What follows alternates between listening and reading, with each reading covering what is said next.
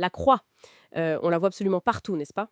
Sur des bijoux, des drapeaux, dans l'art. Ah oui, c'est omniprésent. Bien sûr, on pense tout de suite au christianisme, évidemment, mais sa présence va bien au-delà. Elle traverse les cultures, les millénaires.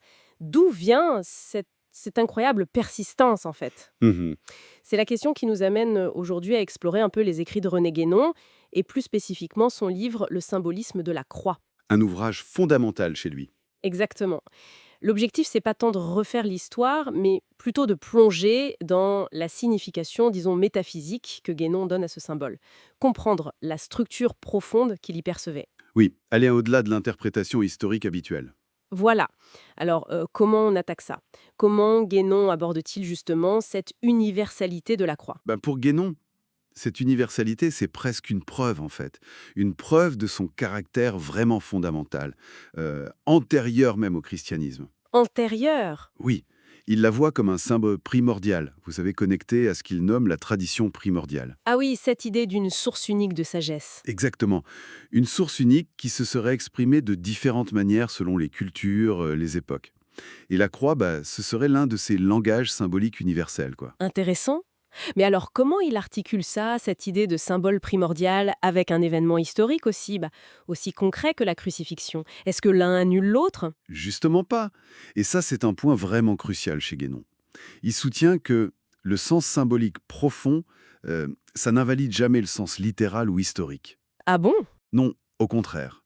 Il propose une lecture où les faits historiques, ou même les lois de la nature, peuvent être l'expression, dans leur ordre propre, de principes métaphysiques qui sont supérieurs. D'accord.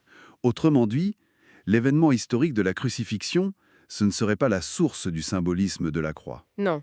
mais plutôt une manifestation de sa signification qui existait déjà. Le symbole précède et, en quelque sorte, informe l'événement. Ah oui, c'est une perspective assez renversante quand on y pense. Le symbole avant le fait. Et alors, quelle est cette signification métaphysique fondamentale que la croix incarnerait selon lui? Alors Guénon y voit la représentation géométrique de la réalisation totale de l'être, ce qu'il appelle l'homme universel. L'homme universel. Oui, attention, il ne s'agit pas d'un individu, hein. C'est la plénitude de tous les états d'existence possibles pour un être. La croix serait un peu comme une carte de cette totalité. Une carte? Comment ça? Imaginez les deux axes. L'axe horizontal, il symbolise ce que Guénon appelle l'ampleur. C'est l'extension complète d'un état d'être donné. Prenons l'état humain, par exemple, dans toutes ses modalités possibles. Pas juste le corps, donc. Non, non, bien au-delà du corporel. C'est le développement à l'intérieur d'un même niveau d'existence, si vous voulez. D'accord. Et l'axe vertical? L'axe vertical, lui, représente l'exaltation. Ça, c'est la dimension hiérarchique qui relie la multitude infinie, dit-il, de tous les états d'être possibles, du plus conditionné au plus principiel, au plus élevé. Hmm. C'est l'axe de la transcendance, en quelque sorte.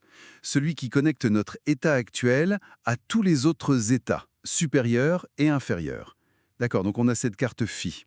Une dimension d'expansion horizontale au sein de notre niveau et une dimension verticale de connexion à tous les niveaux. Et le point central, alors, là où les deux axes se croisent, quelle est sa signification pour Guénon?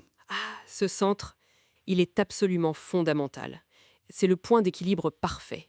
C'est le lieu où toutes les oppositions qui existent dans la manifestation, haut, bas, droite, gauche, etc., symbolisées par les directions des axes, se résolvent, s'harmonisent. Plus de conflit, donc. Non, c'est un lieu d'unité parfaite.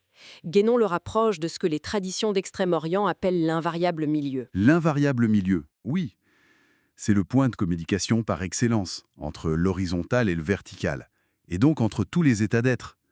C'est comme le reflet de l'unité, du principe, au cœur même de la diversité du monde manifesté. Et c'est du coup le passage obligé pour réaliser cet homme universel. Donc, si je récapitule un peu la pensée de Guénon, telle qu'on vient de l'évoquer, la croix, ça dépasse vraiment son sens religieux habituel.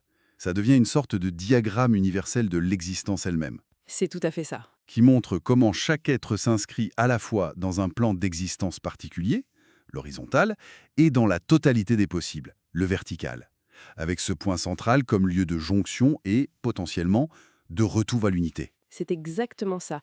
La croix vue comme ça devient une représentation de la structure même de la réalité et aussi du chemin potentiel de chaque être vers sa propre totalité, sa propre plénitude. Et quelle pertinence ça a pour nous aujourd'hui? Ben, Comprendre ce symbolisme, même juste intellectuellement, ça ouvre déjà une perspective sur notre propre existence qui va bien au-delà de notre individualité limitée, de notre petit moi, quoi. Hmm, Ça invite à considérer la multiplicité des états de l'être et surtout la possibilité d'une intégration, d'une totalisation de soi qui est symbolisée par cette intersection centrale. d'accord. Et ça nous laisse peut-être avec une pensée à méditer finalement.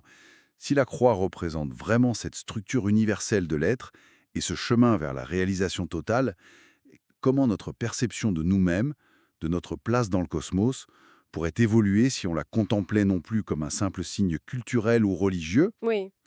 mais comme une sorte de boussole métaphysique, Hmm. une boussole qui pointe vers ce centre où tout s'intègre. Voilà une question assez vertigineuse pour clore cette exploration du symbolisme de la croix selon René Guénon. Une invitation, oui, à voir au-delà des apparences immédiates.